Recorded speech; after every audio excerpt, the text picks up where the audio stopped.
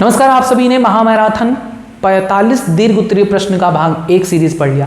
अब उसके बाद आता है भाग 2। भाग 1 में आपने पढ़ा था 27 दीर्घ उत्तरीय प्रश्न। अब भाग 2 में 28वें से शुरू करेंगे और 45 तक खत्म कर देंगे। चूंकि दीर्घ उत्तरीय प्रश्न है, थोड़ा समय लगा था, इस वजह से मैंने इसे 2 पार्ट में बनाया।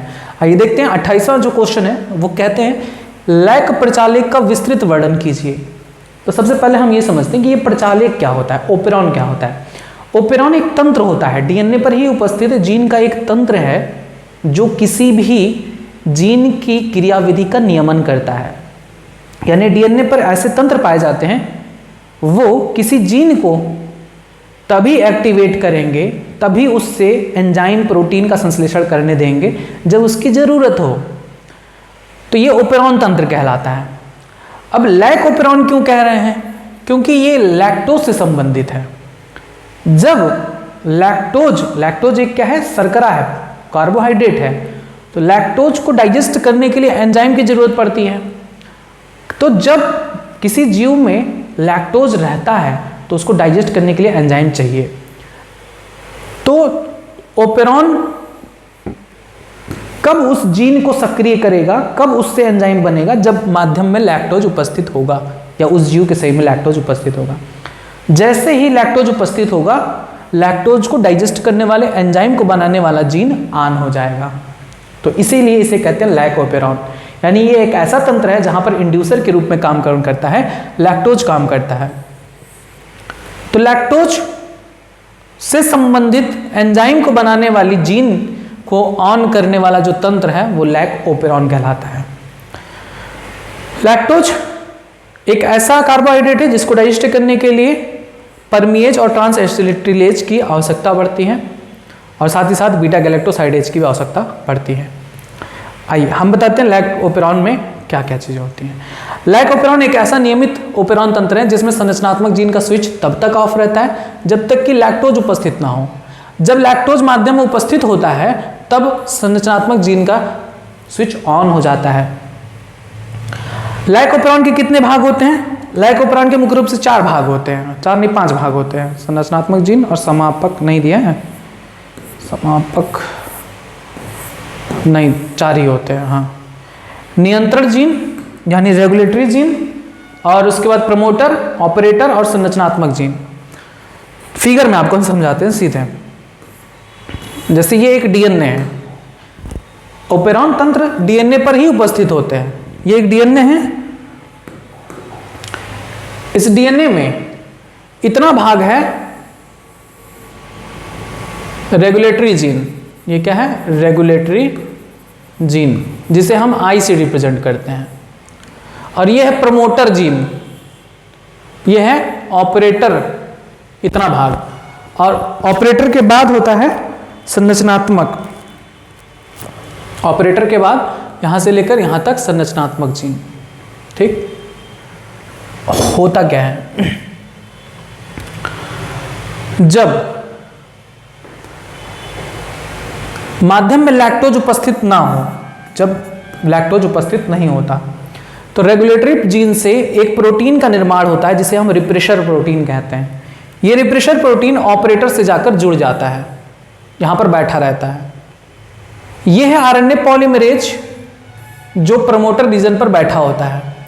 आरएनए पॉलीमरेज ही डीएनए से एमआरएनए बनाएगा और उस एमआरएनए से उससे संबंधित एंजाइम का निर्माण होता है।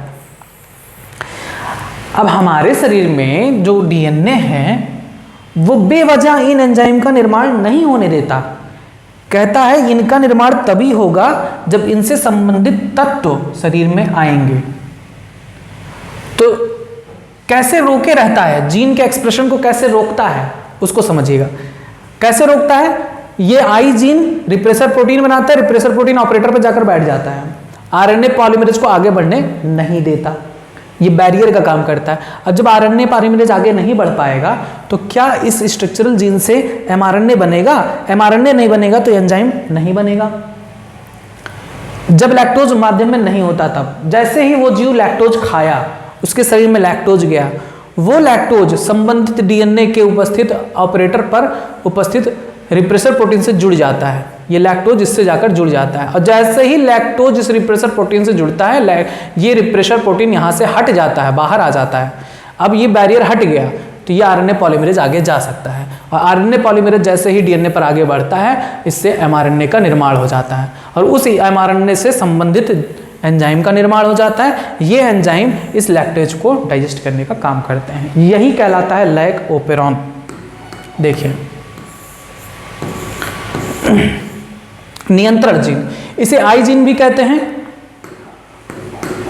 यह एमआरएनए का ट्रांसक्रिप्शन करता है, जिससे एक रिप्रेशर प्रोटीन का निर्माण होता है। रिप्रेशर प्रोटीन पास के दो संलग्न बिंदु होते हैं, ऑपरेटर जीन से जाकर जुड़ जाते हैं, जिससे आरएनए पॉलीमरेज आगे नहीं बढ़ पाता। प्रमोटर जीन या आरएनए पॉलीमरेज को जुड़ने के लिए स्थान उपलब्ध कराता है। ऑपरेटर जीन यह संरचनात्मक जीन के क्रियात्मक का नियंत्रण करता है। यदि ऑपरेटर जीन से ये रिप्रेशर प्रोटीन जुड़ा हुआ है तब संरचनात्मक जीन का स्विच ऑफ होता है, और जब रिप्रेशर प्रोटीन हट जाता है तो जीन ऑन हो जाता है, यानी उससे एंजाइम का संश्लेषण होने लगता है। संरचनात्मक जीन, इकोलाई के लाइकोपेरॉन में 3 संरचनात्मक जीन होते हैं, ZYA, और ZYA से अलग अलग एंजाइम का निर्माण होता है। जैसे Z से बीटा गैलेक्टोसाइडेज, Y से गैलेक्टोसाइडेज परमिएज, और A से गैलेक्टोसाइडेज ट्रांस एसिटिलेज का निर्माण होता है। ठीक, यही है आपका लाइकोपेरॉन तंत्र, इसको फिगर के माध्यम से बता सकते हैं। नेक्स्ट, मलेरिया रोग का विस्तार में वर्णन करिए। मलेरिया एक ऐसा रोग है जो किसके द्वारा होता है, एक प्रोटिस्ट के द्वारा होता है, जिसका नाम है प्लाज्मोडियम। अब ये भी कई प्रकार का होता है, जैसे प्लाज्मोडियम वाइवेक्स, मलेरियाई और फैल्सीपैरम। सबसे घातक होता है फैल्सीपैरम, जिसके द्वारा जो मलेरिया होता है उसे कहते हैं मैलिग्नेंट मलेरिया, और ये डेथ काज करता है, मृत्यु तय हो जाती है। मलेरिया एक ऐसा रोग है जो किसके कारण होता है, प्लाज्मोडियम के कारण होता है। इसका रोगवाहक जो होता है वो मादा एनाफिलीज मच्छर होता है। अब इसका लाइफ साइकिल देखेंगे। अब देखिए, मादा एनाफिलीज मच्छर मनुष्य को काटती हैं, यानी ये जो प्लाज्मोडियम है वो मच्छर के शरीर में भी पाया जाता है, मनुष्य के शरीर में पाया जाता है। मनुष्य प्लाज्मोडियम का प्राथमिक पोषक होता है, और मच्छर प्लाज्मोडियम का द्वितीयक पोषक होता है, सेकेंडरी होस्ट। प्लाज्मोडियम का यहाँ पर मैंने चक्र दिया है, आइए मैं आपको फिगर में समझा देता हूँ। होता क्या है, सर्वप्रथम ऐसा मच्छर मादा एनाफिलीज जिसके अंदर ये मलेरिया का प्लाज्मोडियम पाया जाता है, वो जब किसी व्यक्ति को काटता है तो प्लाज्मोडियम पहुंच जाता है लीवर में। लीवर में उपस्थित एक विशिष्ट प्रकार की कोशिका जिसे कफर सेल्स कहते हैं, उसमें अपना घर बसेरा बनाता है, रहता, खाता पीता है, संख्या बढ़ाता है। संख्या बढ़ने से कफर सेल फट जाती है, उसके फटने से जितने भी स्पोरोजॉइड्स हैं प्लाज्मोडियम के वो बाहर आते हैं, और बाहर आके वे आरबीसी के अंदर प्रवेश करने लगते हैं। आरबीसी के अंदर प्रवेश करते हैं, वहाँ पर भी अपनी संख्या बनाते हैं, बढ़ाते हैं, खाना पीना खाते पीते हैं, आरबीसी को नष्ट करते हैं। आरबीसी की संख्या नष्ट होती है, कमी आ जाती है संख्या में। आरबीसी के नष्ट होने पर एक पदार्थ का भी स्राव होता है जिसका नाम है हीमोजॉइन। हीमोजॉइन के स्राव से ही उस दौरान, मलेरिया के दौरान चिल यानी कपकपी आती है। अब ये जो प्लाज्मोडियम है, प्लाज्मोडियम रक्त में पहुंच गया। उस रक्त को कोई सामान्य जब मलेरिया मच्छर काटती है किसी संक्रमित व्यक्ति को, तो वो प्लाज्मोडियम इसके अंदर चला जाता है, और इसके अंदर उसका ये लैंगिक जनन यानी सेक्सुअल रिप्रोडक्शन होता है उसकी पेट में, और फिर उससे बीजाणुरहित अवस्था स्पोरोजॉइड्स बनते हैं। फिर यह चक्र चलता रहता है। एड्स रोग का विस्तार से वर्णन कीजिए। विषाणु जनित रोग एक घातक रोग का वर्णन कीजिए। अभी मैंने आपको थोड़ी देर पहले बताया था एड्स के बारे में, पिछले वाले वीडियो में। अब एड्स के बारे में और ज़्यादा जान लीजिए कि एड्स एक ऐसा रोग है जिसमें प्रतिरक्षा तंत्र की न्यूनता हो जाती है, कमी हो जाती है, इसलिए इसे नाम भी रखा गया है उपार्जित प्रतिरक्षा न्यूनता संलक्षण, एक्वायर्ड इम्यूनो डिफिशियंसी सिंड्रोम, जिसमें इम्यून सिस्टम वीक हो जाती है। होता क्या है, HIV वायरस की वजह से होता है। ये HIV वायरस रेट्रोवायरस समूह का एक विषाणु है जिसका जो आनुवंशिक पदार्थ होता है वो एक सिंगल स्ट्रैंडेड RNA होता है, लेकिन इसकी 2 कॉपीज पाई जाती हैं इसके अंदर। ठीक है, ये HIV वायरस की संरचना है जिसमें RNA उसका सिंगल स्ट्रैंडेड RNA उसका आनुवंशिक पदार्थ होता है, लेकिन RNA 2 पाई जाती हैं। एड्स का संचरण कैसे होता है, संक्रमित व्यक्ति के यौन संपर्क से होता है, कोई संदूषित रक्त है उसके और उसके उत्पाद के आधान से होता है, संक्रमित सुई के साझा प्रयोग से होता है, संक्रमित मां से, उसके बच्चे में हो सकता है। HIV विषाणु का शरीर पर क्या प्रभाव पड़ता है, तो देखिए HIV क्या करता है, हमारे प्रतिरक्षा तंत्र में उपस्थित विशेष प्रकार के टी लिम्फोसाइट, जिसे हम सहायक टी लिम्फोसाइट कहते हैं, उसको नष्ट कर देता है। सहायक टी लिम्फोसाइट को नष्ट करने के कारण हमारी प्रतिरक्षा तंत्र बहुत वीक हो जाती है, हम किसी भी अन्य रोग से लड़ नहीं पाते। यही होता है इस रोग में। एड्स की रोकथाम कैसे की जाती है? एड्स की रोकथाम, देखिए एड्स का कोई उपचार नहीं है और इसका रोकथाम ही एक विकल्प होता है। इसमें हम रक्त आदान के समय यह सुनिश्चित करते हैं कि जो रक्त हम किसी व्यक्ति को चढ़ा रहे हैं उसमें HIV ना हो। इंजेक्शन की सुई का एक ही बार प्रयोग करना चाहिए। लैंगिक संबंध स्थापित करने में सावधानी बरतनी चाहिए। संभोग के समय कंडोम का उपयोग करना चाहिए। जनसाधारण को ध्यान का आकर्षित करने के लिए हर वर्ष 1 दिसंबर को एड्स दिवस भी मनाया जाता है, जिससे जागरूकता लोगों में फैले। नेक्स्ट क्वेश्चन है, प्रतिरक्षी अणु का नामांकित चित्र बनाइए। एंटीबॉडी का चित्र, तो आप यही है एंटीबॉडी का चित्र प्रतिरक्षी। एंटीबॉडी में 2 होते हैं, हैवी चेन, एक ये हो गया हैवी चेन और एक ये हो गया हैवी चेन। 2 हैवी चेन हो गए, यानी इसे कहते हैं H2, और 2 होते हैं लाइट चेन, एक ये हो गया और एक ये हो गया, ये है लाइट चेन, इसलिए इसे कहते हैं H2L2। 2 heavy chain 2 light chain, ये प्रतिरक्षी अणु के 4 पॉलीपेप्टाइड श्रृंखला होती हैं, 2 हैवी 2 लाइट, 4 कुल। अब ये दोनों आपस में किससे जुड़े होते हैं? डाइसल्फाइड बॉन्ड द्वारा, डाइसल्फाइड बॉन्ड द्वारा आपस में जुड़े होते हैं।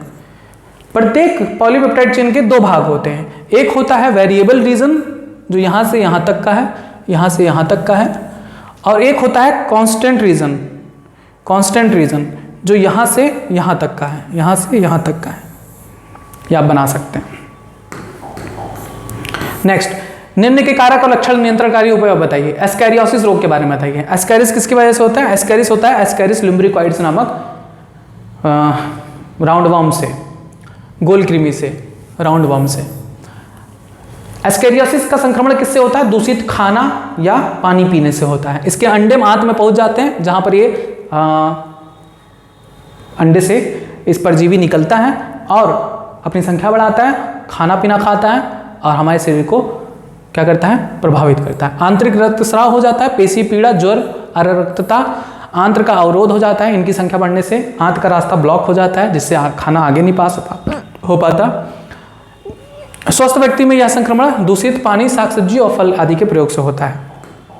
यह है एस्कैरिस लुम्ब्रिकॉइड्स, ये है फीमेल और ये है मेल। फीमेल बड़ी होती है, मेल छोटे।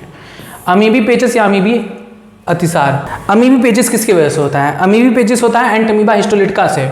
एंट अमीबा हिस्टोलिटिका, अमीबा की एक प्रजाति है एंट अमीबा हिस्टोलिटिका, इस नामक प्रोटोजोआन से होती है। यह भी हमारे बड़ी आंत में पहुंचती है और वहां पर घाव पैदा कर देती है, अल्सर काज कर देती है, जिसकी वजह से रक्त निकलता है, उसमें से म्यूकस निकलता है। जो स्टूल पास करते हैं, जो मल पास करते हैं, मल बाहर जब त्याग करते हैं तो उसमें रक्त वगैरह पाई जाती है। ये इस रोग में मुख्य लक्षण होता है। घरेलू मक्खियाँ इस रोग को वाहक होती हैं और यही रोग को फैलाने में मदद करती हैं। संक्रमित व्यक्ति के मल और खाद्य पदार्थों तक लेकर जाकर उन्हें संदूषित कर देती है। मल पदार्थ द्वारा संदूषित पेयजल और खाद्य पदार्थ संक्रमण के प्रमुख स्रोत हैं। इस रोग के प्रमुख लक्षण क्या है? कब्ज, उदरीय पीड़ा, ऐंठन, अत्यधिक श्लेष्म युक्त और रक्त के थक्के वाला मल इस रोग का मुख्य लक्षण है। पादप प्रजनन से आप क्या समझते हैं? पादप प्रजनन की प्रमुख विधियों का वर्णन करिए। अब बताइए पादप प्रजनन क्या होता है? हम पादप प्रजनन की प्रक्रिया क्यों कराएंगे? कुछ उद्देश्य की पूर्ति के लिए। हम ऐसे पौधे का विकास करना चाहेंगे जिसकी उत्पादकता अधिक हो, ऐसे पौधे का विकास करना चाहेंगे जो रोग प्रतिरोधी हो, ऐसे पौधे का विकास करना चाहेंगे जिनमें जो उत्पाद प्राप्त हो वो अधिक पोषक वाली हो। तो इन सभी उद्देश्य के लिए हम पादप प्रजनन की प्रक्रिया कराते हैं। हम हमेशा एक ऐसे पौधों के बीच संकरण कराते हैं जो उच्च गुणवत्ता, उच्च उत्पादकता वाली हों। तो पादप प्रजनन कृषि विज्ञान की वह शाखा है जो आर्थिक रूप से महत्वपूर्ण पौधों के सुधार से संबंधित होती है। अधिक उत्पादन देने वाली, रोग प्रतिरोधी, खेती के लिए अधिक उपयुक्त पादप किस्मों की उत्पत्ति हेतु पादप प्रजातियों में किए गए उद्देश्यपूर्ण फेरबदल पादप प्रजनन कहलाते हैं। यानी हम ऐसे पौधों का विकास करें जो हमारे वांछित गुण वाले हों, यही पादप प्रजनन कहलाता है। पादप प्रजनन के उद्देश्य क्या है? देखिए, उच्च उत्पादकता हो, उन्नत गुणवत्ता वाली फसल हो, प्रतिरोधकता वाली फसल हो, जैविक कारकों के प्रति प्रतिरोध उत्पन्न करें, खरपतवार को नष्ट करने वाली जो फसल हैं उनका विकास करें। अब पादप प्रजनन की प्रमुख विधियां 2 प्रकार की होती हैं। एक तो है पारंपरिक प्रजनन विधि और दूसरी होती है उत्परिवर्तन विधि। पारंपरिक वाले में क्या कराते हैं? इस विधि का प्रयोग न केवल रोग प्रतिरोधी फसलों का विकास करने में बल्कि अधिक उत्पादन, सूखा प्रतिरोधी, लवण प्रतिरोधी आदि लक्षण के लिए भी कराया जाता है। इस विधि द्वारा रोग प्रतिरोधी किस्मों को विकसित करने के लिए संकरण तथा रोग प्रतिरोधी जनन द्रव्य का चयन मुख्य भूमिका निभाते हैं। विभिन्न पदक्रमानुसार प्रतिरोधकता स्रोत के लिए जनन द्रव्य का छांटना, चयनित संकरों का संकरण, संकरों का चयन तथा मूल्यांकन तथा नई किस्मों का परीक्षण निर्मुक्त करना। सबसे पहले हम क्या करते हैं, अगर हमें रोग प्रतिरोधक किस्म तैयार करना है तो रोग प्रतिरोधक वाले पौधों को चुनते हैं, रोग प्रतिरोधक स्रोत के लिए जनन द्रव्य को छांटते हैं। उसके बाद उन चयनित संकरों का बीच हम संकरण कराते हैं, ऐसी किस्मों के बीच संकरण कराते हैं जो रोग प्रतिरोधी हों। उनसे उत्पन्न जो संतान है उनके संकरों का चयन करते हैं, मूल्यांकन करते हैं और फिर उससे नई किस्म का जो बना है उसका हम परीक्षण करते हैं और फिर नई किस्मों को हम निर्मुक्त करते हैं यानी उगाते हैं या मार्केट में लाते हैं। तो ये पारंपरिक प्रजनन विधि है जिसमें हम जानते हैं कि ये पौधा रोग प्रतिरोधकता वाला है और ये उच्च गुणवत्ता वाला है, तो इन दोनों के बीच हम संकरण करा देंगे। इनसे जो संतान उत्पन्न होंगी उन संतानों में हम संकर का चयन करेंगे कि जिसमें दोनों गुण हों, उच्च गुणवत्ता वाला भी गुण हो और प्रतिरोधकता वाला भी गुण हो, और उसे हम सेलेक्ट करते हैं, उसको उगाते हैं, बड़ी मात्रा में प्राप्त करते हैं। दूसरा था उत्परिवर्तन प्रजनन। हम किसी पौधे में कोई बदलाव चाहते हैं तो उसके लिए हम उत्परिवर्तन कर देंगे, क्योंकि डीएनए पर उत्परिवर्तन होता है तभी सामान्य से भिन्न संरचना या सामान्य से भिन्न लक्षण उत्पन्न होता है। तो उत्परिवर्तन हम कई तरीकों से कर सकते हैं, रसायनों की मदद से भी कर सकते हैं, फिजिकल कर सकते हैं, UV rays, X rays, gamma rays, इन सभी के माध्यम से कर सकते हैं। बहुत से ऐसे रसायन हैं जिन्हें हम म्यूटाजेंस कहते हैं, उनके माध्यम से हम उत्परिवर्तन करते हैं। तो ये जबरदस्ती कराया जाता है जब पौधों में, उत्परिवर्तन प्रजनन कहलाता है। जीन के आधार अनुक्रम में बदलाव किया जाता है, परिवर्तन किया जाता है, जो आनुवंशिक विभिन्नता पैदा करती है, उत्परिवर्तन कहलाती है। पौधों में अनेक प्रकार के भौतिक व रासायनिक कारकों द्वारा उत्परिवर्तन को प्रेरित किया जाता है। जानबूझकर पौधों में उत्परिवर्तन को हम प्रेरित करते हैं भौतिक और रासायनिक कारक की मदद से, इसे कहते हैं प्रेरित उत्परिवर्तन, इंड्यूस्ड म्यूटेशन। अब इसमें एक क्वेश्चन नीट में पूछा गया था कि किसके द्वारा कराया जाता है, एक्स रे, बीटा रे, गामा रे, बहुत सारे रसायन हैं जिनके द्वारा कराया जा सकता है। देखिए रसायन इथाइल मिथाइल सल्फोनेट के द्वारा, इथाइल मिथाइल सल्फोनेट के द्वारा, नाइट्रस अम्ल, मैलिक हाइड्रोजाइड, हाइड्रोजन, सोडियम एजाइड, इन सभी के माध्यम से हम पौधे में उत्परिवर्तन उत्पन्न करा सकते हैं। एक्स किरण, गामा रेज, ये क्वेश्चन पूछा गया था, बीटा रेज, यूवी रेज, इन सभी के माध्यम से भी हम पौधे में उत्परिवर्तन करा सकते हैं। हम क्या करते हैं, किसी बीज को लेते हैं, उसमें हम म्यूटाजेंस के द्वारा उत्परिवर्तन कराते हैं। उपचारित बीज की हम बुआई करते हैं, फिर संतति को हम पुनः बोते हैं और हम सेलेक्ट करते हैं कि किस वाले पौधे में लक्षण उत्पन्न हुआ है, बदलाव हुआ है, उसको हम म्यूटेड लाइन से, मतलब म्यूटेड लाइन का निर्माण करते हैं। नेक्स्ट क्वेश्चन आता है वाहित मल उपचार के विभिन्न चरण का उल्लेख कीजिए। वाहित मल होता क्या है? हमारे घरों द्वारा या शौचालयों द्वारा या नगर में जो भी नाले बने होते हैं उनसे जो गंदे पानी का रिसाव होता है, गंदा पानी जो निकलता है, उसी को कहते हैं वाहित मल। वाहित मल बहुत ज्यादा निकलता है, ये आप भी जानते हैं।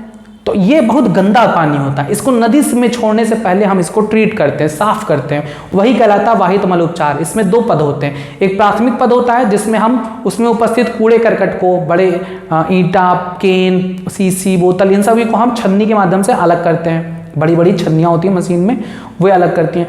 द्वितीयक उपचार करते हैं। द्वितीयक उपचार में हम क्या करते हैं, सबसे पहले वायवीय जीवाणु का प्रयोग करते हैं। वायवीय जीवाणु उस गंदे पानी में उपस्थित कार्बनिक पदार्थों को ऑक्सीजन की मदद से अपघटित कर देती है, और जितना ऑक्सीजन लगता है उसको अपघटित करने में वो कहलाता है बीओडी, बायोकेमिकल ऑक्सीजन डिमांड, और उसे एक स्तर पर उसे कार्बनिक यौगिकों को नष्ट करके अकार्बनिक तत्वों में परिवर्तित कर दिया जाता है वायवीय जीवाणु के द्वारा।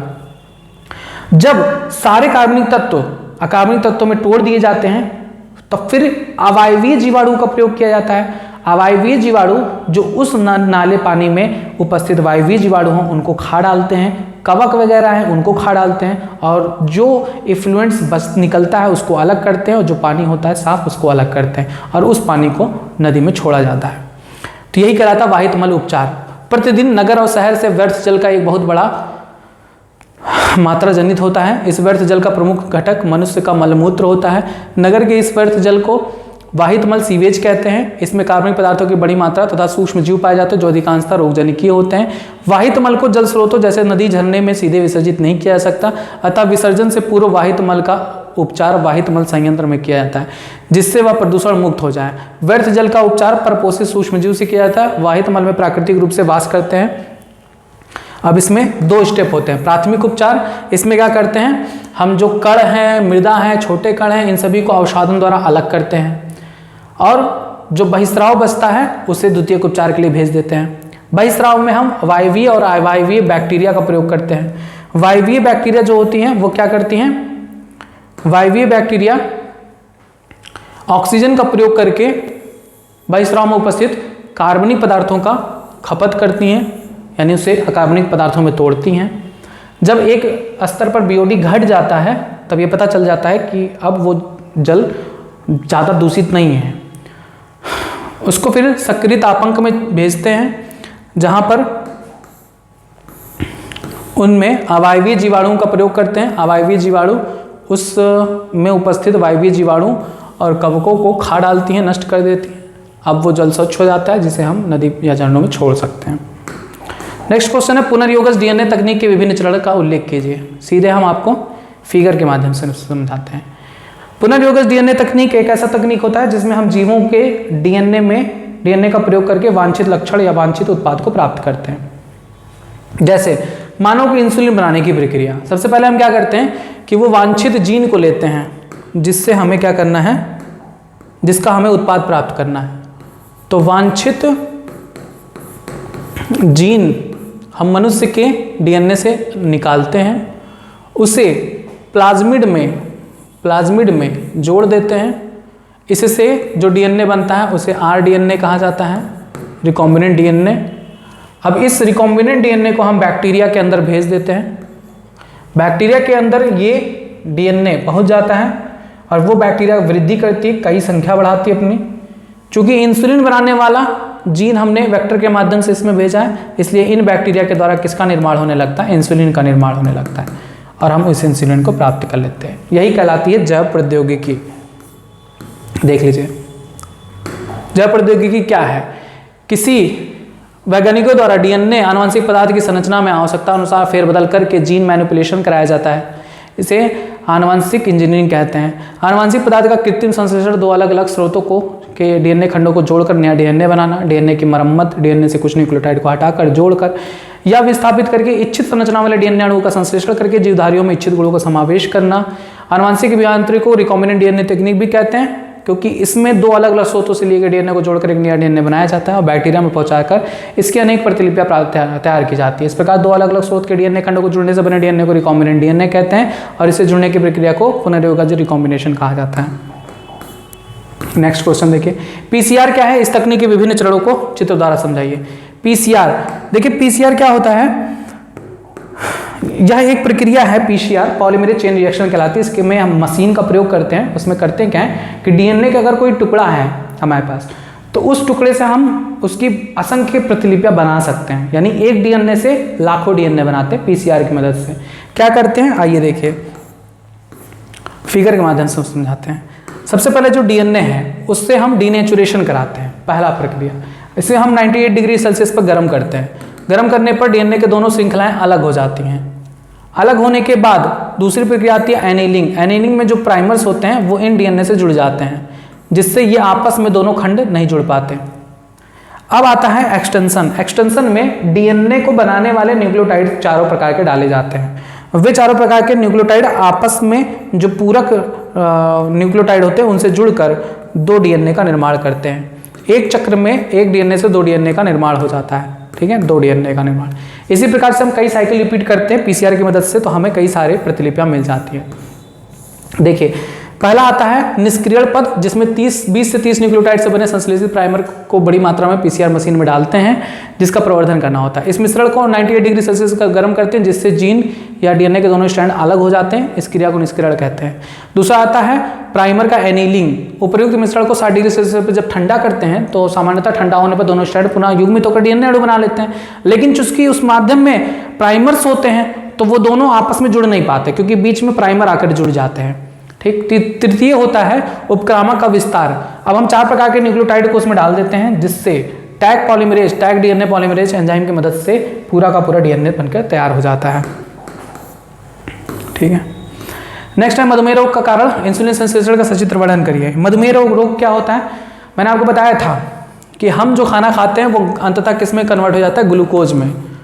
ग्लूकोज हमें ऊर्जा प्रदान करती है। अगर हम कोई काम ना करें और सिर्फ खाते रहें तो हमारे शरीर में ग्लूकोज की मात्रा अधिक हो जाएगी। तो इस अधिक ग्लूकोज को इंसुलिन हार्मोन क्या करता है? कन्वर्ट कर देता है ग्लाइकोजन में, जो हमारी त्वचा के नीचे इकट्ठी हो जाती है और हम मोटे होने लगते हैं ग्लाइकोजन में। लेकिन कुछ व्यक्ति ऐसे होते हैं जिनमें इंसुलिन नहीं पाया जाता, नहीं बनता, कुछ समय बाद नहीं बनता, जैसे बुढ़ापे में ज़्यादा होता है। आपने सुना होगा डायबिटीज हो गया है, उनको डायबिटीज हो गया, इंसुलिन नहीं बनता, ये इंसुलिन की मात्रा कम हो जाती है। तब ये इंसुलिन इस अतिरिक्त ग्लूकोज को ग्लाइकोजन में कन्वर्ट नहीं कर पाता और रक्त में ग्लूकोज की मात्रा अधिक नहीं होनी चाहिए। इसे हम ग्लूकोज को क्या कहते हैं? रक्त शर्करा कहते हैं, ब्लड शुगर कहते हैं। तो जो कहते हैं ना शुगर बढ़ गया, तो शुगर बढ़ गया का मतलब ये नहीं कि रक्त में चीनी बढ़ गया है, चीनी नहीं बढ़ गया है, ग्लूकोज बढ़ गया है। 120 mg/mm³ ऑफ ब्लड में होना चाहिए, लेकिन अगर 120 से अधिक हुआ, 150, 180, 200, तो बताते हैं कि डायबिटीज हो गया है। इंसुलिन काम नहीं करता, ग्लूकोज ग्लाइकोजन में कन्वर्ट नहीं होता, ग्लूकोज रक्त में बढ़ जाती है, रक्त शर्करा की मात्रा बढ़ जाती है। इसी रोग को कहते हैं मधुमेह रोग।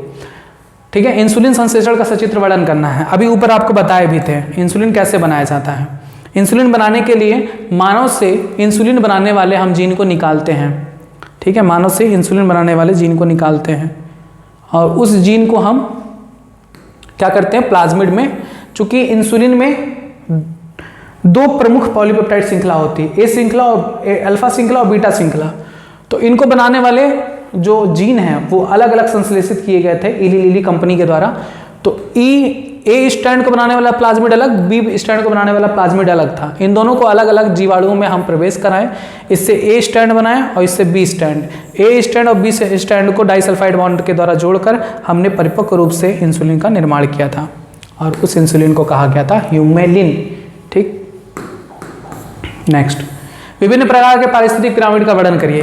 पिरामिड क्या होता है? किसी भी पारितंत्र में उपस्थित जीवों की संख्या का प्रदर्शन करना, जीवों के जैव भार को प्रदर्शित करना या जीवों के ऊर्जा का जो दिशा है उसको प्रदर्शित करना।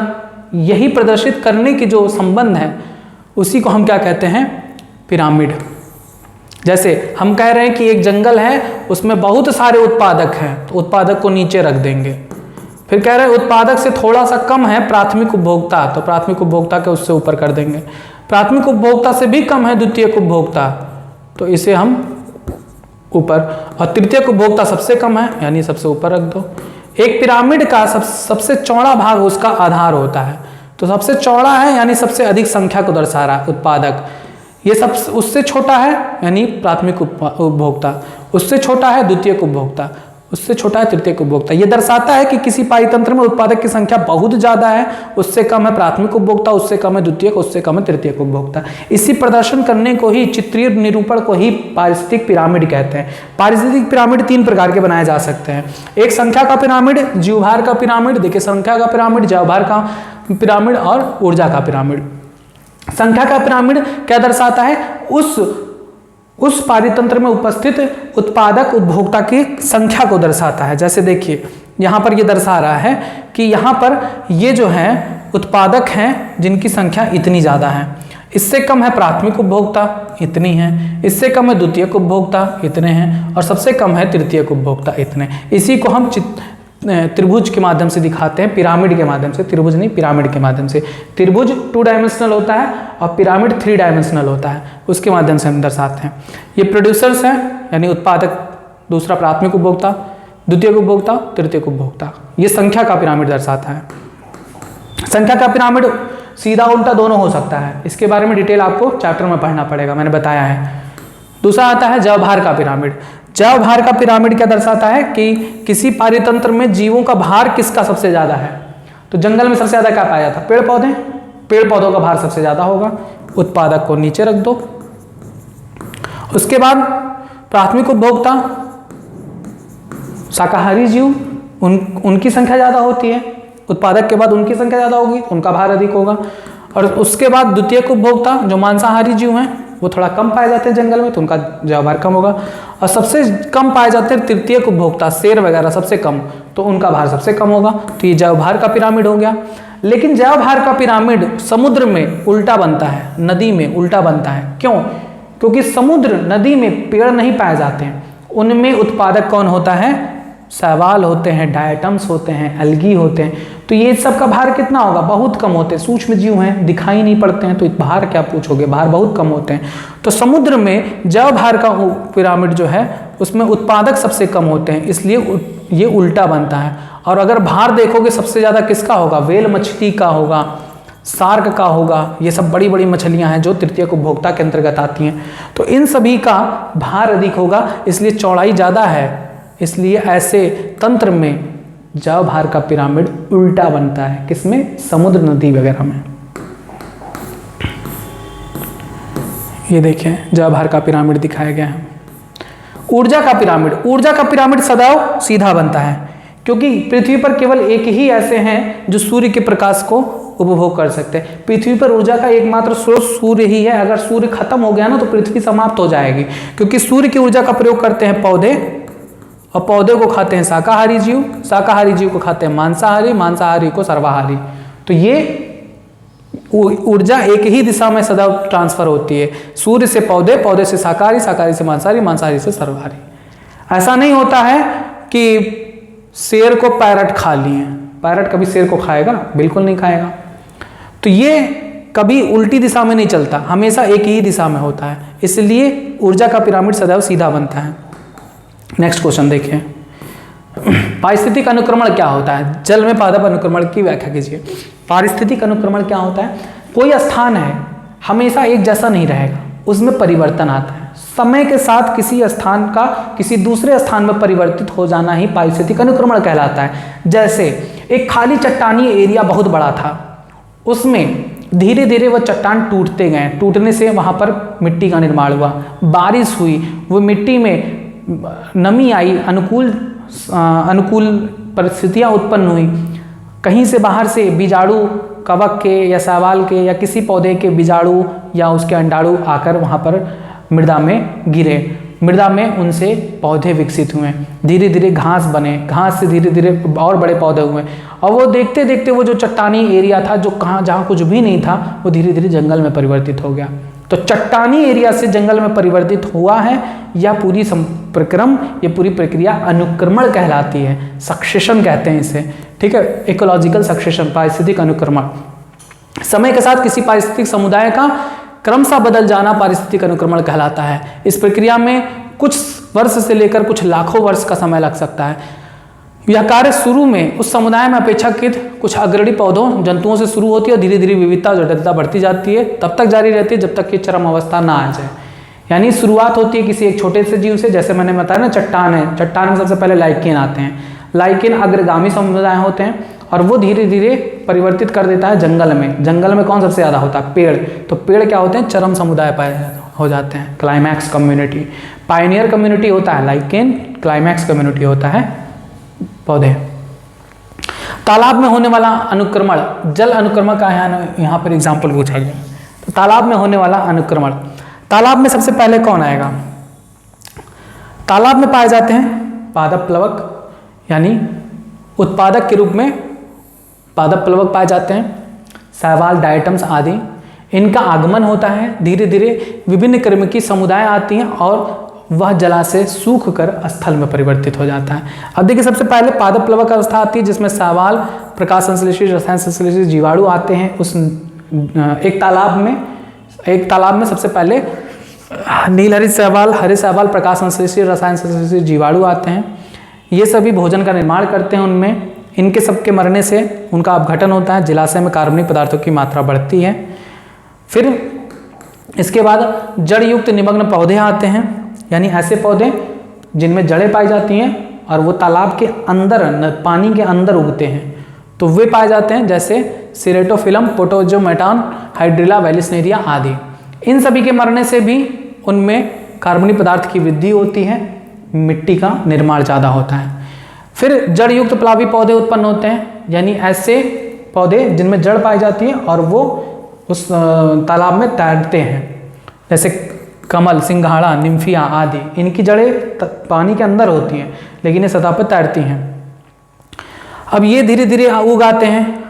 अब इनसे भी क्या होगा, इनमें रंध्र पाए जाते हैं, तो रंध्र पाए जाते हैं तो वाष्पोत्सर्जन होगा। वाष्पोत्सर्जन होगा तो उस जलाशय की जल की मात्रा कम होती जाएगी, जलवाष्प बनकर उड़ता जाएगा।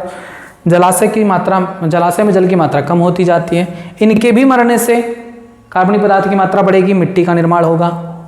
फिर आते हैं मुक्त प्लावी अवस्था, ऐसे पौधे जो पूरी तरीके से तैरने वाले होते हैं, जड़ अड़ नहीं होता है, जैसे जलकुंभी, एजोला, लेमना आदि। अब ये सभी बहुत तेजी से जल का उपभोग करते हैं, वाष्पोत्सर्जन की क्रिया तेज हो जाती है और वो क्षेत्र दलदल बन जाता है, यानी जल एकदम समाप्त। थोड़ा बहुत जल है जिसकी वजह से वह जगह दलदली होगी।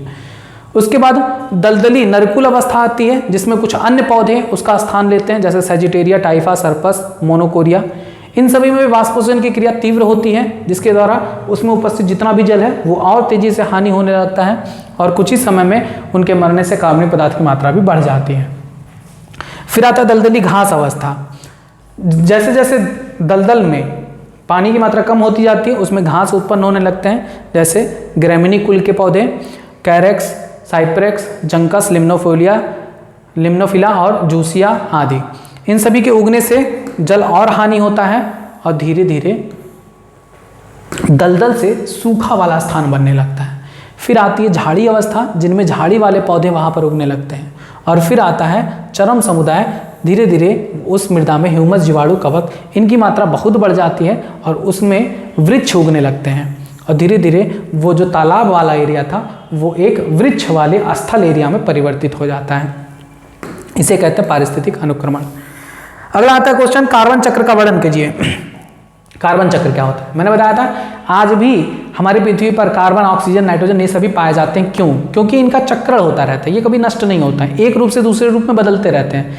जैसे कार्बन है, कार्बन वातावरण में कार्बन डाइऑक्साइड के रूप में प्रेजेंट है।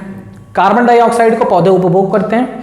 कार्बन डाइऑक्साइड के उपयोग से पौधे C6H12O6 शर्करा का निर्माण, ग्लूकोज का निर्माण करते हैं। उस ग्लूकोज का उपभोग चाहे मनुष्य कर लिया चाहे वो पौधे ही कर लिए, अपने काम में करते हैं। पौधे जब मृत होते हैं तो उनके अपघटन से कार्बन मोनोऑक्साइड कार्बन डाइऑक्साइड के रूप में पुनः कार्बन वायुमंडल में चला जाता है, या उस पौधे के किसी भाग को हमने खाया तो ग्लूकोज हमारे शरीर में आया। अब हमारे मृत होने से, अपघटित होने से वह फिर से कार्बन डाइऑक्साइड या कार्बन मोनोऑक्साइड के रूप में वह कार्बन वायुमंडल में चला जाता है। इसी को कहते हैं कार्बन चक्र। यहाँ वो पौधे जब मृत हुआ उससे कोयला बना, कोयलों को हमने जलाया, जलाने पर भी कार्बन मोनोऑक्साइड या कार्बन डाइऑक्साइड के रूप में वातावरण में चला जाता है। इसे कहते हैं कार्बन चक्र। यानी बार बार वायुमंडल से जीवों में जाना कार्बन का, जीवों से फिर वायुमंडल में जाना, यही कहलाता है कार्बन चक्र। कार्बन को जीवन का आधार माना जाता है। क्यों? क्योंकि सबसे ज्यादा ऑर्गेनिक जो जितने भी ऑर्गेनिक पदार्थ है वो कार्बन से ही मिलकर बने होते हैं। अब मनुष्य हो चाहे कोई भी शरीर हो, पौधा हो या कोई भी शरीर हो, उसमें ऑर्गेनिक पदार्थ तो पाया जाएगा कार्बनिक पदार्थ। प्रोटीन, वसा, शर्करा, न्यूक्लिक अम्ल आदि अणुओं में उपस्थित होता है। और अगर आप देखा जाए तो सजीव शरीर का 49% भाग कार्बन से ही मिलकर बना होता है। वैश्विक कार्बन की कुल मात्रा का लगभग 71%। देखिए, कार्बन डाइऑक्साइड के रूप में कार्बन वायुमंडल में प्रेजेंट है, लेकिन अगर आपसे पूछे पूरे विश्व में सबसे ज्यादा कार्बन किस अवस्था में और कहां पाया जाता है, तो समुद्र में पाया जाता है, घुलित अवस्था में। कार्बन डाइऑक्साइड वातावरण में तो 0.03% पाया जाता है, लेकिन सबसे ज्यादा मात्रा में पाया जाता है समुद्र में, घुलित अवस्था में। कितना? कुल कार्बन का 71% पाया जाता है। तथा 1% कार्बन वायुमंडल में कार्बन डाइऑक्साइड के रूप में व्यवस्था गैस के रूप में उपस्थित है। कार्बन की बहुत बड़ी मात्रा जीवाश्मी ईंधन यानी पेट्रोल, डीजल के रूप में उपस्थित है, जिसको हम जला जला के खत्म कर रहे हैं, जिसका निर्माण जीव जंतुओं के मृत ऊतकों से होता है। समुद्री वातावरण में कार्बन कैल्शियम कार्बोनेट के रूप में चट्टानों में उपस्थित होता है, अतः यहाँ से कार्बन डाइऑक्साइड की थोड़ी मात्रा मुक्त होती रहती है। सागरीय कार्बन भंडार वायुमंडल में उपस्थित कार्बन डाइऑक्साइड की मात्रा का नियमन करते हैं। वायुमंडल में कार्बन डाइऑक्साइड संपूर्ण गैसीय आयतन का लगभग 0.03% है। हरे पौधे वायुमंडल में उपस्थित कार्बन डाइऑक्साइड का उपयोग करके प्रकाश संश्लेषण के द्वारा क्या बनाते हैं? ग्लूकोज बनाते हैं और उसका उत्पादक उसको उपभोग करते हैं। इनके द्वारा प्रतिवर्ष 4 × 10⁻13 किलोग्राम कार्बन डाइऑक्साइड का स्थिरीकरण किया जाता है पौधों के द्वारा। ठीक है। अब चाहे इनके अपघटन से पुनः कार्बन वायुमंडल में पहुंच जाता है, या जीवाश्मी ईंधन के जलाने से, जंगल के आग, लकड़ी को जलाने से, ज्वालामुखी विस्फोट से कार्बन फिर से वायुमंडल में पहुंचता रहता है। देखिए यहाँ पर दिया गया है। देखिए इस कार्बन डाइऑक्साइड का उपयोग करते हैं पौधे, पौधों में चाहे रिस्पायरेशन हो चाहे एनिमल्स में रिस्पायरेशन हो, हम लोग भी सांस के द्वारा क्या छोड़ते हैं, कार्बन डाइऑक्साइड वातावरण में जाता रहता है।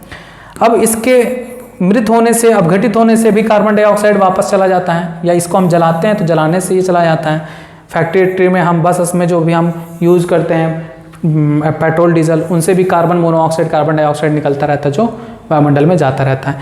यानी इस कार्बन डाइऑक्साइड का प्रयोग करते हैं पौधे को जलाने से फिर से वातावरण में चले जाते हैं, या इनको खाने से जानवर में जाता है कार्बन डाइऑक्साइड, या मनुष्य में जाता है कार्बन डाइऑक्साइड। इनके मृत होने से, जलाने से ये पुनः कार्बन वायुमंडल में चला जाता है, या सांस छोड़ने के दौरान कार्बन वायुमंडल में चला जाता है।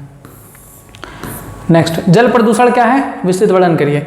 जल प्रदूषण क्या होता है? प्रदूषण क्या होता है? जब किसी चीज में, चाहे वो जल हो, चाहे मृदा हो, चाहे वायु हो, अगर उसमें सामान्य जो चीजें पाई जाती हैं उससे भिन्न कोई पदार्थ आ जाए, या सामान्य जो चीजें पाई जाती हैं उसकी मात्रा सामान्य से भिन्न हो जाए, अधिक हो जाए, तब इसे हम प्रदूषण कहते हैं। अब जल प्रदूषण है, जल में क्या पाया जाता है? जल में उसमें उपस्थित खनिज लवण पाए जाते होंगे और कुछ आवश्यक तत्व, पोषक तत्व पाए जाते हैं। अगर इनकी मात्रा सामान्य से अधिक हो गई तब कहते हैं जल प्रदूषित हो गया है। या उसमें कुछ अन्य चीज आ गया, जीवाणु, पारा या कुछ और कैडमियम वगैरह आ गया, तब वो कहते हैं जल प्रदूषित हो गया है। तो जल की गुणवत्ता में परिवर्तन होने से समस्त जीवधारी प्रभावित होते हैं। जल में बहुत से कार्बनिक अकार्बनिक तत्व या गैसें घुली होती हैं। यदि जल में घुले पदार्थ आवश्यकता से अधिक मात्रा में हो जाए, या उनमें कुछ ऐसे पदार्थ एकत्रित हो जाए जो साधारणतः जल में नहीं पाए जाते, तब हम कहते हैं कि जल दूषित हो गया है। जल प्रदूषण का कारण क्या है? औद्योगिक अपशिष्ट, यानी उद्योगों से निकलने वाले गंदे चीजें, जैसे हानिकारक पदार्थ पारा, लेड, आर्सेनिक, ये सभी, जिंक, कैडमियम, फिनोल, तेल, क्लोरीन, इन सभी के पानी में आने से पानी दूषित हो जाता है। अब वो पानी मछलियों में जाएगा, मछलियों के द्वारा मनुष्य में जाएगा, मछली को खाने वाले मनुष्य में जाएगा, इससे मनुष्य तक उसका प्रभाव पहुंचता है। कृषि रसायन, बहुत से ऐसे रसायन का प्रयोग किया जाता है खेती में, जैसे उर्वरक का प्रयोग किया जाता है, फर्टिलाइजर का रसायन होता है, वो खतरनाक होते हैं, उनको नहीं प्रयोग करना चाहिए क्योंकि उससे जल प्रदूषित होता है। कैसे? खेतों में छिड़कोगे, बारिश होगी तो बारिश के पानी के साथ वो नदियों में पहुंचते हैं, तो नदी दूषित हो जाती है, जल प्रदूषित हो जाती है। उर्वरक हो गया, कीटनाशी हो गया, DDT वगैरह, ये सब बहुत खतरनाक होते हैं। तो वो कृषि रसायन होते हैं जिसके द्वारा मृदा और जल दोनों प्रदूषित होती है। पीड़कनाशी, जिसका हम प्रयोग करते हैं खेतों को पीड़कों से बचाने के लिए, खरपतवारनाशी का प्रयोग करते हैं, कवकनाशी का प्रयोग करते हैं, ये सभी क्या करते हैं? जल और मृदा दोनों को प्रदूषित करते हैं, क्योंकि ये कभी अपघटित नहीं होते, केमिकल्स हैं, पानी में पहुंचेंगे, पानी को नुकसान करेंगे। घरेलू अपमार्जक, हम लोग जो साबुन सर्फ यूज करते हैं कपड़े वपड़े साफ करने में, बर्तन साफ करने में, ये भी अपघटित नहीं होते हैं। ये भी जल के माध्यम से कहाँ पहुँचते हैं? इनमें उपस्थित जो रासायनिक तत्व हैं, जैसे अल्किल, बेंजीन, सल्फोनेट, धातु, हानिकारक अम्ल, ये सभी नदी में पहुँचते हैं, नदी को दूषित करते हैं। अस्पतालों में जो अवशिष्ट निकलते हैं, रोजाना जो भी अवशिष्ट अस्पताल से निकलते हैं, उसमें गंदे कपड़े, प्रयोग की गई सुइयाँ, दवाइयाँ, ये सारी भी क्या करती हैं? जल को दूषित करती हैं। इन सभी का भी समुचित निपटान करना चाहिए। जल प्रदूषण के प्रभाव क्या है? तो जल प्रदूषण के प्रभाव क्या है? इससे विभिन्न प्रकार के मनुष्य में उत्पन्न करने वाली बीमारियां उत्पन्न होती हैं। साथ ही साथ शैवाल प्रस्फुटन उत्पन्न होता है। जब जल में पोषक मात्रा ज़्यादा हो जाती है, पोषकों की मात्रा ज़्यादा हो जाएगी जल में, तो उसमें शैवाल बहुत ज़्यादा उगने लगते हैं। शैवालों की बहुत भारी मात्रा को एल्गल ब्लूम कहा जाता है। इसके कारण जल की गुणवत्ता घट जाती है और जल में रहने वाले जो जीव हैं वे मर जाती हैं, क्योंकि वो सारे ऑक्सीजन का उपभोग कर लेते हैं। जैव आवर्धन या बायोमैग्निफिकेशन, जब जल में कोई हानिकारक तत्व आ जाए, रासायनिक तत्व आ जाए जो जल में नहीं पाई जाती, विषैले पदार्थ आ जाए जो जल में नहीं पाई जाती, तो इसे जैव आवर्धन कहते हैं, बायोमैग्निफिकेशन। सुपोषण, यूट्रोफिकेशन। सुपोषण क्या होता है? झील के पानी में जब पोषक तत्वों की मात्रा बढ़ जाती है तो इससे जलीय पौधे और जंतुओं की संख्या में असीमित वृद्धि होने लगती है झील में, जिससे झील धीरे धीरे सूख जाता है, तो इसे हम कहते हैं सुपोषण या यूट्रोफिकेशन। मनुष्य में बहुत सारे रोग होते हैं जो जल प्रदूषण के कारण होते हैं। एक घटना थी जापान की मिनामाता खाड़ी की। मिनामाता खाड़ी में एक नदी थी जिसमें एक कंपनी के द्वारा पारा छोड़ दिया गया था अपशिष्ट के रूप में। वो पारा उन नदी में पाई जाने वाली मछलियों में गया। उन मछलियों को जो मछुआरे खाए, उन मछुआरों के अंदर वो पारा गया। जितने भी मछुआरे थे सब पागल हो गए थे, उसे कहते थे मिनेमाटा डिजीज। नर्वस सिस्टम उनका प्रभावित हो गया था, वे पागल हो गए थे। नेक्स्ट, वायु प्रदूषण क्या है, इसके कारण प्रभाव की व्याख्या कीजिए।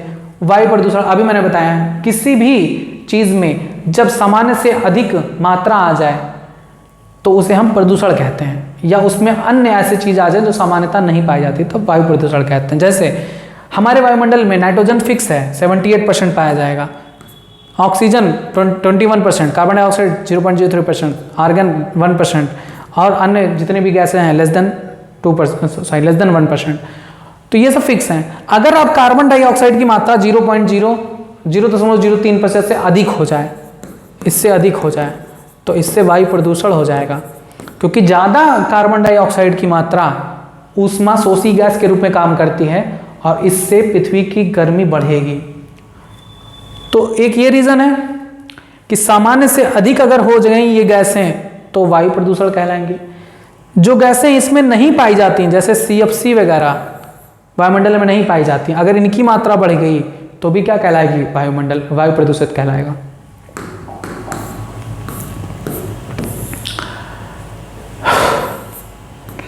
वायु प्रदूषण के कारण क्या है, कणकीय पदार्थ हैं जैसे वायु में उपस्थित वे प्रदूषक जो प्राकृतिक और मानवजनिक स्रोतों से उत्पन्न होते हैं, जैसे धूल, धुआं, बीजाणु आदि।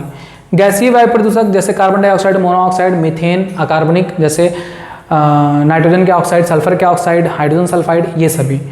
वायु प्रदूषण के प्रभाव क्या हैं, तो वायु प्रदूषण से समस्त जीवधारियों को श्वसन संबंधी बीमारियां उत्पन्न हो सकती हैं। और वायु प्रदूषण में जो मेन गैस है carbon dioxide, methane, nitrous oxide और CFC, ये ग्रीन हाउस गैस भी कहलाती हैं, जिनके कारण वैश्विक उष्णता ग्लोबल वार्मिंग होती है, पृथ्वी का तापमान लगातार बढ़ रहा है, ये भी वायु प्रदूषण के अंतर्गत आते हैं। नेक्स्ट देखिए, क्वेश्चन है मरुद्भिद क्या है, इनके आकारिकी और आंतरिक लक्षणों का उदाहरण कीजिए। मरुद्भिद शब्द आते ही समझ लीजिएगा एक ऐसा पौधा जो वहां उगता है जहां पर जल की बहुत कमी है। जल की कमी वाले क्षेत्र में उगने वाले पौधों को मरुद्भिद पौधा कहते हैं। कौन सा पौधा आपके मन में आया, कैक्टस, नागफनी। नागफनी एक ऐसा पौधा है जो ऐसे स्थान पर उगता है जहां पर जल की बहुत कमी होती है। तो उसमें क्या क्या परिवर्तन आता है वही बताना है। पहले तो ये बताइए कि मरुद्भिद होता क्या है। तो शुष्क आवास स्थल, यहाँ पर जहाँ पर जल की कमी होती है वहाँ पर पाई जाने वाली वनस्पतियों को शुष्कोद्भिद या मरुद्भिद कहते हैं। ऐसे वास स्थलों में जल की अत्यधिक कमी पाई जाती है। इस प्रकार के पादप लंबी अवधि में शुष्क अनावृष्ट काल में भी जीवित रह सकते हैं। इनमें जलाभाव की अत्यधिक सहिष्णुता भी होती है। मरुद्भिद पौधों को आवास स्थलों के अनुसार निम्न की 5 श्रेणियों में बांटा जा सकता है। यानी ऐसे मरुद्भिद पौधे जो जहाँ पाए जाते हैं उनके अनुसार उनका नाम रख दिया गया है। बालू में पाए जाने वाले, रेत में पाए जाने वाले मरुस्थलों को बालुकोद्भिद कहते हैं। चट्टानों में पाए जाने वाले क्या कहते हैं, वनस्पतियों को शैलोद्भिद कहेंगे। बहुत शीत वाले, जहाँ पर बर्फ गिरती है वहाँ पर पाए जाने वाले जो वनस्पतियाँ उन्हें शीतोद्भिद कहते हैं। उसके बाद लवण वाले क्षेत्रों में पाए जाने वाले, जैसे समुद्र के किनारे लवण वाले मृदा क्षेत्र में पाए जाने वाले जो वनस्पतियां उसे लवण मृदोद्भिद कहेंगे, नमक की झील के पास। मरुद्भिद पौधों में क्या अनुकूलताएं पाई जाती हैं, इनके जड़ को देखिए। जल प्राप्त करने के लिए इनकी जड़ बहुत विकसित होती हैं और दूर दूर तक फैली होती हैं। ठीक, दूर दूर तक फैली होती हैं जड़ें, जिससे उनको खूब जल मिल सके। इनमें मूसला जड़ें होती हैं और भूमि में गहराई तक जाती हैं। इनकी शाखाओं का मृदा में एक विस्तृत जाल फैला रहता है। जड़ों की वृद्धि दर अधिक होती है। सौरोद्भिद पौधों की जड़ें चट्टानों के ऊपर और अंदर भी वृद्धि करने में सक्षम होते हैं। चट्टान के अंदर भी वृद्धि करने में सक्षम होते हैं। जड़ों में मूल रोम और मूल गोप बहुत ही ज़्यादा विकसित होते हैं, जिससे ये भूमि से अधिक जल का अवशोषण कर सकें। इसके तने में देखिए, ज़्यादातर तना क्या होता है, मांसल हो जाता है। इसकी छाल मोटी हो जाती है। जैसे नागफनी में देखेंगे तो उसका जो तना है वो पत्ती के रूप में परिवर्तित हो जाता है, मोटा शाख मांसल हो जाता है। उसमें प्रकाश संश्लेषण की प्रक्रिया होती है। जो पत्तियां होती है कांटे के रूप में परिवर्तित हो जाती है, जिससे जल की कमी, जल का ह्रास ना हो। तने पर अत्यधिक मात्रा में बहुकोशिकीय रोम पाए जाते हैं तथा कुछ तने की सतह पर मोम और सिरका का आवरण भी पाया जाता है, जिससे जल का ह्रास कम हो, जैसे मदार में। कुछ मरुद्भिद के तने कंटकों में परिवर्तित हो जाते हैं, यानी जो तना है वो कांटों में रूपांतरित हो जाते हैं, जैसे यूफोर्बिया में। कुछ मरुद्भिद पौधों के जो पत्तियां हैं वो छोटे होने के कारण प्रकाश संश्लेषण में कमी आ जाती है, अतः इसकी पूर्ति तना चपटा होकर गूदेदार रचना में परिवर्तित हो जाता है, जैसे नागफनी में। पत्तियां, मरुद्भिद पौधों की पत्तियां प्रारंभ में ही लुप्त हो जाती हैं। मरुद्भिद पौधों में पत्तियां लुप्त हो जाती है, कारण क्योंकि पत्ती से वाष्पोत्सर्जन के द्वारा जल की बहुत हानि होती है। तो जल की हानि को रोकने के लिए ऐसा होता है। पत्तियों की सतह पर मोम सिलिका की परतें आवृत होती हैं, जिससे जल का ह्रास कम से कम हो। कुछ पौधों में पत्तियों के अनुपड़ कांटों में रूपांतरित हो जाते हैं, जैसे बेर, बबूल आदि में। पुष्प, फल और बीज, उद्भिद पौधों में पुष्प और फल का निर्माण अनुकूल समय में ही होता है, हमेशा नहीं होता। फल और बीज कठोर मोटे आवरण से घिरे होते हैं। आंतरिक संरचनाओं की अनुकूलता देखेंगे तो मूल पूर्ण जड़ पूर्ण रूप से विकसित होता है। संवहन ऊतक बहुत अधिक मात्रा में होता है, जिससे वाटर का कंडक्शन अच्छे तरीके से हो सके। आदि चरण पर लिग्निन और ग्लूटिन की मोटी परत पाई जाती है। कुछ में मोम और सिलिका का जमाव भी होता है। उपत्वचा यानी क्यूटिकल पूर्ण विकसित होती है और यांत्रिक सामर्थ्य प्रदान करती है। वल्कुट में मृदुतक कोशिकाओं का बना होता है। कोशिकाओं के मध्य अंतराकोशिकीय स्थान नहीं पाए जाते हैं। इसमें रेजिन तथा लैटेक्स कोई वाहिकाएं उपस्थित होती हैं, जैसे फाइनस और कैलाटोपिस में। संवहन ऊतक काफ़ी विकसित होता है, यानी जाइलम और फ्लोएम दोनों की मात्रा बहुत होती है, जिससे चाहे वो वाटर हो चाहे पोषक तत्व उनका कंडक्शन अच्छी तरीके से हो सके। नेक्स्ट आता है जलोद्भिद पौधों का में पारिस्थितिकीय अनुकूलन का वर्णन करिए। नेक्स्ट क्वेश्चन है जलोद्भिद पौधों में पारिस्थितिकीय अनुकूलनों का वर्णन कीजिए। जलोद्भिद पौधे ऐसे पौधे हैं जो जल वाले क्षेत्र में पाए जाते हैं, यानी जलाशय में पाए जाते हैं। तालाब, झील, नदी, इन सब में पाए जाने वाले जलों को जलोद्भिद पौधे कहते हैं। जलोद्भिद पौधे उन स्थानों पर मिलते हैं जहाँ जल प्रचुर मात्रा में होता है। अब ये भी कई प्रकार के पाए जाते हैं, जैसे मुक्त प्लावी जलोद्भिद, ऐसे पौधे जो सतह पर तैरते हैं, उनकी जड़ें कीचड़ ईचड़ में धसी नहीं रहती, जल और वायु के संपर्क में रहते हैं, मृदा में से संपर्क नहीं होता, जैसे Wolffia, Lemna, azolla, Eichhornia, Salvinia आदि। दूसरा होता है स्थिर प्लावी जलोद्भिद, ऐसे पौधे जो जल की सतह पर तैरते हैं और उनकी जड़ें जमीन से लगी होती हैं, जैसे कमल वगैरह इसी में आते हैं, सिंघाड़ा, कमल, निम्फिया, मार्सिलिया आदि। जल निमग्न प्लावी जलोद्भिद, ऐसे पौधे जो जल के अंदर डूबे हैं और स्वतंत्र रूप से तैरते रहते हैं। ये पौधे जल में डूबे रहकर तैरते रहते हैं, इनकी जड़ें स्वतंत्र होती हैं, कीचड़ में धसी नहीं होती हैं, जैसे यूट्रिकुलोरिया। नेक्स्ट, मूल द्वारा स्थिर जल निमग्न जलोद्भिद, ऐसे पौधे हैं जो जल निमग्न है, जल के अंदर डूबे हैं और उनके जो शरीर है वो जड़ के द्वारा कीचड़ में स्थिर बनाई हुई है, जैसे वैलिस्नेरिया, हाइड्रिला आदि में।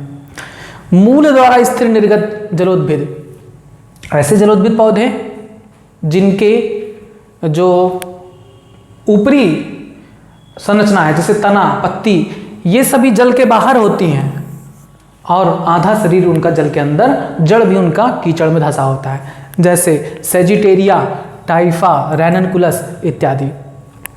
जलोद्भिद पौधे में क्या क्या अनुकूलताएं पाई जाती हैं? सबसे पहले हम जड़ में देखते हैं।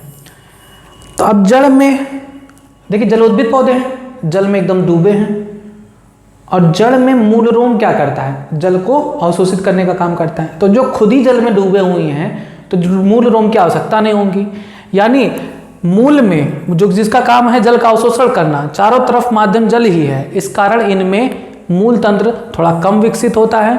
मूल रूट कैप और मूल रोम ये सब नहीं पाए जाते हैं। साल्विनिया ऐसी ऐसा पौधा है जिसकी पत्ती अत्यधिक शाखित होकर जड़ के समान कार्य करती है। साल्विनिया की जो पत्ती है वही जड़ का काम करती है, जड़ उसमें पाए ही नहीं जाते। जलोद्भिद के कुछ पौधों की जड़ों में प्रायः मूल रोम अनुपस्थित होते हैं, मूल रोम नहीं पाए जाते, अभी बताए हैं, जैसे लेमना, निम्फिया में। सिंघाड़े की जड़ जो है प्रकाश संश्लेषण करने के लिए हरे रंग की हो जाती है, इस प्रकार के मूल को प्रकाश संश्लेषी मूल कहते हैं। लवण मृदोद्भिद वनस्पति में जड़ें परिवर्तित होकर विशेष प्रकार के श्वसन मूल न्यूमेटोफोर का काम करती है। जैसे कोई जगह है वहाँ पर ऐसे ऐसे जड़ें निकल आती हैं बाहर, इन्हें कहते हैं श्वसन मूल, न्यूमेटोफोर। जैसे सुंदरवन में होता है, पश्चिम बंगाल के जो गंगा वैली के जो किनारे जो घाटियाँ हैं, घाटियाँ नहीं कहेंगे उसे, दलदली क्षेत्र कहेंगे, वहाँ पर जैसे राइजोफोरा में ही निकलता है, राइजोफोरा में न्यूमेटोफोर का निर्माण होता है। स्तंभ यानी तना, जलोद्भिद पौधों के स्तंभ अत्यधिक कोमल, कमजोर, हरे और पीले रंग के और पतले स्पंजी होते हैं, जिससे पानी के बहाव के कारण इन्हें हानि नहीं होती। कुछ जलोद्भिद में स्तंभ रूपांतरित होकर प्रकंद और रनर का काम करते हैं, जैसे निम्फिया में। पत्तियों की देखें तो इनमें जो पत्तियां हैं वो तैरने वाली होती हैं, प्लवमान होती हैं, लंबी बेलनाकार रंग में गहरे रंग की, पतली और चिकनी होती हैं। निमग्न जलोद्भिद के कुछ पौधों में पत्तियां धागे के समान तथा कटी फटी होती है, जिससे जल तरंगों के हिलने डुलने में प्रतिरोध उत्पन्न नहीं होता। परागकण होना चाहिए, परागकण, पुष्प, फल और बीज। जलोद्भिद पौधों में परागकण तथा फल और बीजों का प्रकीर्णन जल के माध्यम से ही होता है, यानी जल के माध्यम से ही परागकण, बीज ये एक स्थान से दूसरे स्थान पर जाते हैं। इनके फल और बीज भार में हल्के होने से जल की सतह पर सुगमता से तैर सकते हैं। प्रजनन कैसे होता है? अधिकांश पौधों में प्रजनन का एक प्रकार का होता है। आंतरिक अनुकूलता देखिएगा तो उपत्वचा, जब जल में डूबे हुए हैं, जल की हानि करना नहीं है, मतलब हानि से बचना नहीं है, तो इनमें उपत्वचा पाई ही नहीं जाती। उपत्वचा का काम होता है जल की हानि को रोकना। निमग्न पौधों में बिल्कुल भी अनुपस्थित होते हैं। जलोद्भिद पौधे के विभाग जहाँ जो वायवीय होते हैं उनमें थोड़ी बहुत परतें पाई जाती हैं। बाह्य त्वचा, ये प्रायः पतली भित्तियों वाली मृदुतिकी कोशिकाओं की इकहरी परत के रूप में होती है। यह परत रक्षात्मक न होकर यहाँ पर जलीय पर्यावरण से जल, गैस और खनिज लवणों का अवशोषण का कार्य करती है। इन कोशिकाओं में हरित लवक भी पाया जाता है जिससे प्रकाश संश्लेषण का कार्य होता है, जैसे हाइड्रिला में। वायु प्रकोष्ठों की अधिकता, पत्तियों में रंध्र अनुपस्थित या अल्प विकसित होता है, रंध्र नहीं पाया जाता। जल की सतह पर तैरने वाली पत्तियों में केवल ऊपरी सतह पर और जल से बाहर विकसित पत्तियों की दोनों सतह पर रंध्र पाए जाते हैं। निमग्न पौधों में रंध्र अनुपस्थित होते हैं। इन पौधों में गैसों का आदान प्रदान कोशिका भित्ति के द्वारा होता है। इनमें वायु कोष्ठ यानी एयर चैम्बर पाए जाते हैं। इनकी कोशिकाओं में वो काम करते हैं, उसमें एयर भरा होता है जिससे वो तैर सकती हैं। पतली भित्तियों वाली मृदुतक कोशिकाओं का बना तथा पूर्ण विकसित होता है। वलकुट के अधिकांश भाग में वायुतक पाई जाती है। इन कोशिकाओं में बायोन्सी यानी वो तैरने में सहायक हों या बनाती हैं। प्रकोष्ठ पौधों को जल में तैरने के साथ साथ गैसों का आदान प्रदान तथा इनके संग्रह का कार्य करती है। संवहनी ऊतक की कमी पाई जाती है। जब वो खुद ही जल में डूबा है तो डायरेक्ट जल के संपर्क में, इसलिए उसमें जाइलम और फ्लोएम की कमी पाई जाती है। नेक्स्ट आखिरी क्वेश्चन है, जैव उर्वरक से आप क्या समझते हैं? जैव उर्वरक किस प्रकार से मिट्टी की उर्वरता को बढ़ाते हैं? उर्वरक क्या होते हैं? मिट्टी की उपजाऊ क्षमता को बढ़ाने वाले पदार्थों को उर्वरक कहते हैं। यानी मृदा में पोषक तत्वों को बढ़ाने वाले पदार्थों को, रसायनों को उर्वरक कहते हैं। लेकिन यहाँ पर रसायन उर्वरक नहीं, जैव उर्वरक बोला गया है। यानी ऐसे जीवित जीवों का प्रयोग किया जाएगा जो मृदा में पोषक तत्वों की मात्रा को बढ़ाते हैं, वे जीव जैव उर्वरक कहलाते हैं। यानी वे जीव कृषि उत्पादन को बढ़ाने के लिए रासायनिक उर्वरकों का उपयोग नहीं करना चाहिए। रासायनिक उर्वरक क्या करते हैं? मृदा और जल दोनों को प्रदूषित करते हैं। तो रासायन उर्वरक को हटाने के लिए जैव उर्वरक का प्रयोग किया गया। जैव उर्वरकों प्रभाव के प्रयोग पर दबाव बढ़ता जा रहा है। जैव उर्वरक क्या होते हैं? ये एक प्रकार के जीव होते हैं, जीवाणु, कवक, कुछ भी हो सकते हैं, जो मृदा की पोषक गुणवत्ता को बढ़ाते हैं, जैसे जीवाणु, कवक, साइनोबैक्टीरिया आदि। अब इसके कुछ एग्जाम्पल हैं, जैसे लेग्यूम, राइजोबियम, सहजीवन। लेग्यूम क्या है? लेग्यूमिनेसी कुल के पौधे जैसे चना, मटर आदि। इसमें इनकी जड़ों में जो ग्रंथियां पाई जाती हैं, रूट नोड्यूल्स, उनमें राइजोबियम जीवाणु पाया जाता है। वो राइजोबियम जीवाणु क्या करता है? मृदा में नाइट्रोजन को स्थिरीकरण करता है, नाइट्रोजन को फिक्स करके नाइट्रेट फॉर्म में परिवर्तित करता है। पौधे नाइट्रोजन को अवशोषित नहीं कर सकते, नाइट्रेट, जब ये नाइट्रोजन नाइट्रेट के रूप में होता है तभी ये पौधे इसका उपयोग कर सकते हैं। तो इसलिए पौधे वायुमंडल से नाइट्रोजन को अवशोषित नहीं करते हैं, मृदा से नाइट्रेट के फॉर्म में अवशोषित करते हैं। तो वायुमंडल के नाइट्रोजन को नाइट्रेट में बदलने के लिए जीवाणुओं की आवश्यकता होती है। इसी को कहते हैं जैव उर्वरक। ठीक है, यहाँ पर दिखाया गया है। ये है लेग्यूमिनेसी कुल के पौधे, नहीं ये तो नहीं, ये माइकोराइजा है। यहाँ पर दिखाया गया, इन पौधों में जो गांठें हैं इन्हीं में बैक्टीरिया पाए जाते हैं। नेक्स्ट, नाइट्रोजन स्थिरीकारक मुक्त जीवाणु। ऐसे जीवाणु और भी पाए जाते हैं जो फ्री होते हैं, किसी पौधे पर नहीं पाए जाते, मृदा में पाए जाते हैं, जो नाइट्रोजन का स्थिरीकरण करते हैं, जैसे एजोस्पाइरिलम, एजोटोबैक्टर। नेक्स्ट आता है माइकोराइजा। माइकोराइजा क्या है? एक कवक है जो उच्च पौधों की जड़ों में पाया जाता है और वहां पर वह रहकर नाइट्रोजन का स्थिरीकरण करता है। कवक पौधों के साथ सहजीवी संबंध बनाते हैं, सहजीवी संबंध माइकोराइजा कहलाती है। ग्लोमस वंश के बहुत से सदस्य माइकोराइजा का निर्माण करते हैं। इस संयोजन में कवक मृदा से फास्फोरस का अवशोषण कर उसे पौधों में भेजती है। गलती से मैंने नाइट्रोजन बोल दिया, फास्फोरस है। ऐसे संबंधों वाले पादप कई अन्य लाभ जैसे मूल जनित रोगजनकों की प्रतिरोधकता, लवणता, सूखे के प्रति सहनशीलता, पादपों की वृद्धि और विकास को प्रोत्साहित करते हैं। कवक और पादप में रहने का स्थान प्राप्त होता है और इस प्रकार दोनों एक दूसरे के साथ लाभान्वित होते हैं। नेक्स्ट आता है साइनोबैक्टीरिया। साइनोबैक्टीरिया जैसे नास्टॉक, ऑसिलेटोरिया, एनाबिना, ये सभी वायुमंडलीय नाइट्रोजन को स्थिरीकरण करते हैं, नाइट्रोजन को नाइट्रेट में परिवर्तित करते हैं, जिससे पौधा उसका उपभोग करता है। जैसे धान के खेत में पाए जाने वाला साइनोबैक्टीरिया, ये मृदा की उर्वरता को बढ़ाता है। बस जैव उर्वरकों का प्रयोग इसलिए करना चाहिए जिससे रासायनिक उर्वरकों पर आश्रितता कम हो जाए, क्योंकि आपको पता है कि रासायनिक उर्वरक क्या करते हैं? रासायनिक उर्वरक मृदा और जल दोनों को प्रदूषित करते हैं। बस ये था आपका संपूर्ण दीर्घ उत्तरीय प्रश्न, जिनकी संभावना अत्यधिक है आपके आने वाले परीक्षाओं में पूछे जा सकने की संभावना सबसे ज़्यादा है। 45 दीर्घ उत्तरीय प्रश्न भाग 1 और भाग 2 वीडियो के माध्यम से आपको कंप्लीट करा दिया गया है, यानी अब आप पूर्ण रूप से अपने बोर्ड एग्जाम के लिए तैयार हो चुके हैं। आपको मैंने आप वैकल्पिक प्रश्नों का वही उत्तर बता दिया, 325 ऑब्जेक्टिव क्वेश्चंस मैंने कराए, आपको मैंने लगभग 100 लघु उत्तरीय अति लघु उत्तरीय प्रश्न कराए, 75 आपको लघु उत्तरीय प्रश्न कराए, 45 आपको दीर्घ उत्तरीय प्रश्न कराए। सारे आपको क्वेश्चंस इंपॉर्टेंट सारे मैंने करा दिए। अब इसके बाद बारी आएगा प्रत्येक राज्य में होने वाली जो परीक्षा है बायोलॉजी की क्लास 12th की, उससे संबंधित जो पिछले साल का पेपर है उसको सॉल्व कराऊंगा। जैसे अभी सबसे पहले स्टार्ट होगा बिहार का, तो बिहार का मैं अभी पेपर सॉल्व कराऊंगा। 2022 का शायद मैं करा भी चुका हूँ, 2022 का ऑफिशियल जो वेबसाइट पर है सैम्पल पेपर उसको भी सॉल्व कराया हूँ। अब इसके बाद 2021, 20 इन सबको मैं सॉल्व कराऊंगा।